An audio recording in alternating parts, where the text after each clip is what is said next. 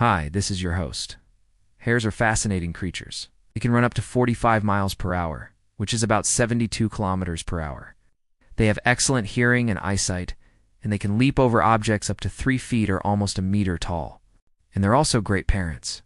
Hare mothers give birth to fully developed babies, unlike rabbits, whose babies are born blind and hairless and need constant care.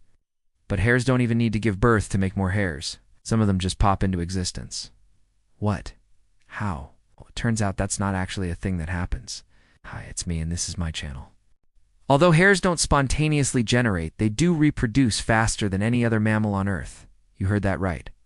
A female hare can have 4 to 5 litters of 4 to 5 kits each year. And those kits are big. Newborn hares are around 16 inches or 40 centimeters long, almost as big as an adult rabbit. So, if we assume each kit has 4 kits of their own every 4 years, one female hare can produce over 100,000 descendants. That's roughly equivalent to the entire human population of Spain. And that Eswa hares are considered a pest in some places, because they can quickly overrun an area. In the UK alone, there are thought to be at least 30 million hares, and that's just in the UK. But how do they manage to reproduce so often and so successfully? If you were to take the average lifespan of a wild hare, which is somewhere between 1 and 4 years, you'd think that there would be a whole lot of dead hares on the ground, but there aren't.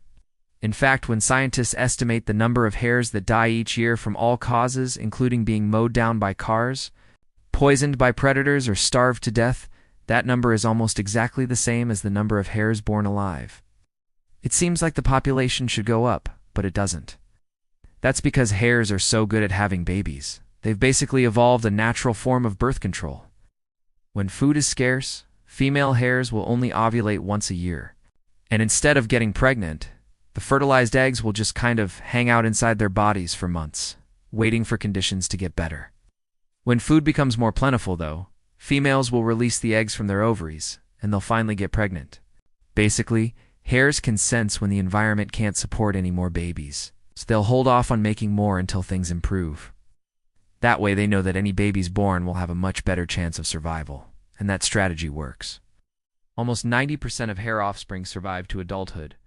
To even better, a large proportion of those adults will go on to have their own young. So in the end, populations stay roughly the same size, and everyone gets to live semi-happily ever after. Or maybe more accurately, ever after.